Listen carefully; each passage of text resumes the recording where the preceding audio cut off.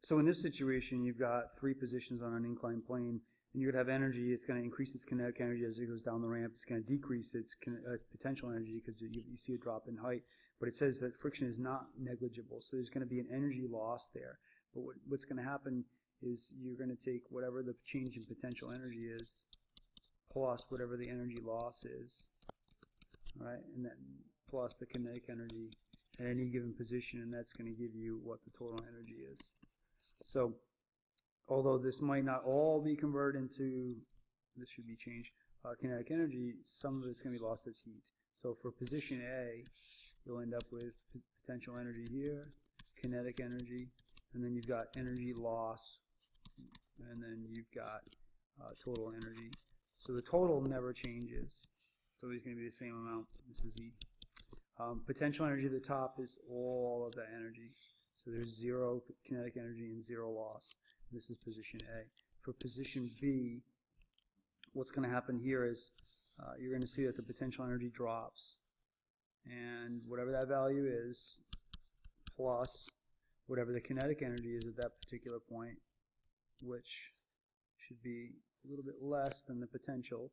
And then what will happen is the difference between this and this right here, there's a small difference there. This one's a little bit taller than this because it's still got a decent amount of potential energy. It's at the halfway mark, but we've got a little bit less kinetic energy than we should have because the friction has made this thing not quite as fast as it should be. So this is my loss over here. My energy loss would be just that tiny sliver, and then this is the total, which is always the same amount. So the total energy by loss, we don't mean destroyed, we just mean that it should be potential converted into kinetic, but it's not. At the bottom, what you'll have is potential energy, which is zero, kinetic energy, which should be all the way up to the top, but it's not, because the energy loss has taken some of that away. So we end up with whatever these two values are here, whatever this value is, and this value should add up to what this value is here. So now with this problem, it's quantitative, so now we're calculating. So you've got the mass of the car, which is 500. And we got to be careful with masses because they don't always cancel out when you're talking about friction. You're going to still need the mass to possibly calculate, let's say, the coefficient of friction in the future. So I know that all of my energy before and after this situation should be equal. And then I'll put over here, I'll put, it's more than likely going to be the force of friction. So I'll just put frictional force, which is really force times distance in this case, but I'm kind of jumping ahead. But friction or loss of energy, or whatever you want to call that. So it says 500 kilogram car. It has an initial velocity of 5 meters per second at the top. So you've given this a little bit of a shove. So I have 500 multiplied by g, which is 10, multiplied by the height, which is 30 meters, plus 1/2 the mass, which is 500, multiplied by my velocity squared, which is 25 meters squared per second squared. Now my mass doesn't change, obviously, but when I get to the bottom here, it says bottom velocity is 20 meters per second. So sketch a diagram and fill in the amounts lost, the amounts of energy lost to friction. So I know that this right here is going to be 0 because it reaches the bottom. There's no more height. It's at the very bottom. So I end up with 1/2 of m, which is 500. And my velocity, which is 20 meters per second, 20 meters per second squared is 400 meters squared over second squared. And then plus the force of friction, or the force of the energy that's lost. So let me simplify this and I'll bring the film back up. So from here my potential energy is 150,000 at the top. My kinetic energy is 6,250 because it is moving. And then my final velocity gives us, it's 20 meters per second, so it gives us a total energy of 100,000. So you can see already that there's quite a bit of energy missing here.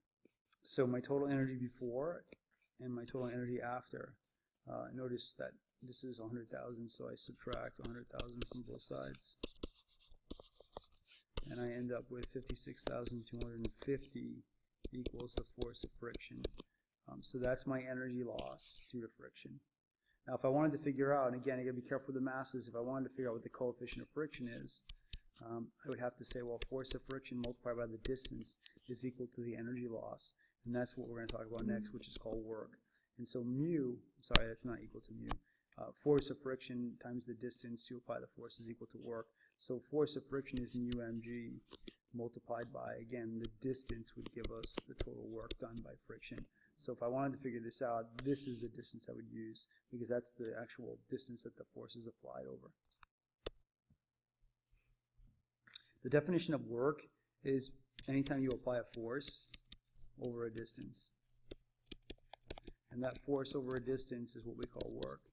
And so the definition is, and I'll draw a picture to make it a little bit easier. The object has to move in the direction the force is applied. So if there's a force of gravity here and there's a normal force here, but you push this way, then it's the force you apply in this direction multiplied by whatever distance you apply that force. The vertical pieces have nothing to do with what the work is, as far as lifting this way, pushing this way. Now, if you're lifting it up and putting it on a shelf, then that's different. Then you would say, well, what's the distance you lifted? And the distance would be multiplied by the weight of the object. So for this one here, our cart slides down a hill. As shown, its velocity at the top is 5 meters per second. At the bottom of the hill, it's 15 meters per second. Find the work done by the force of friction. So for me, I write my definition, now that I know what work is, potential energy plus whatever the kinetic energy is, plus the work that I do, is equal to the total energy. Or if I want to write this as similar to what we did last year, we would say the potential energy plus the kinetic energy is equal to the potential energy plus the kinetic energy. And then you can say plus or minus work. And the reason why we say plus or minus is because you could push the block with a force and make it go even faster. But in this case, more than likely, this velocity should be higher, but it's not because of the friction. So I'll substitute my values in here. Its velocity at the top is 5 meters per second, so neither one of these two are 0. This over here, when we get to the bottom, this is 0, so I can cancel that out. So I end up with 20, so my mass is 20, multiplied by 20 meters, multiplied by 10, which is gravitational acceleration, plus whatever my mass is, which is again 20, multiplied by 15 squared, equals, and then at the, 5 squared. 5 squared is the velocity at the top. And that's going to be equal to my mass, 20 multiplied by 15 meters per second squared. And then the work done is whatever force times distance is here, which they don't ask you to break it down to that, so simplify this. So I get 4,250 joules is the unit for energy, by the way, equals 2,250 joules plus work. So again, subtract the 2,250 from both sides. And I get 2,000 joules is equal to the work that's done. In this problem, a 2 kilogram mass is accelerated by a force of 40 newtons at an angle of 30 degrees above the horizontal over a distance of 3 meters. What is the work done by the force? So again, the equation for work here is force multiplied by distance cosine theta. And this is because the vertical component of this guy here doesn't do anything to actually help you lift it. Unless there's friction, then it reduces the friction. Otherwise, it's the horizontal component that's actually pushing the object side to side. So the work, the distance in this case is 3 meters. The force you apply is the 40 newtons. So what is the work done by the force? That would be 40 newtons multiplied by a distance of 3 meters cosine of 30 degrees. And that gives us 104 joules of work. And the unit for this can be joules or it can be newton meters, one of the two, it doesn't matter. What is the kinetic energy gained by the block? So now what's going to happen here is this is energy given to the block. You understand that work is equal to whatever the change in kinetic energy is. If kinetic energy goes up or down, it's because you're either pulling the block this way or you're pulling it this way and slowing it down. So if the work gives us energy, then what is the kinetic energy of the block? Well, I have the mass of the block. So now I know that 104 joules will be equal to whatever the change in kinetic energy is. And my kinetic energy initially is 0. So I know that 1/2 mv squared minus, and that's final, minus 1/2 mv squared initial is equal to 104.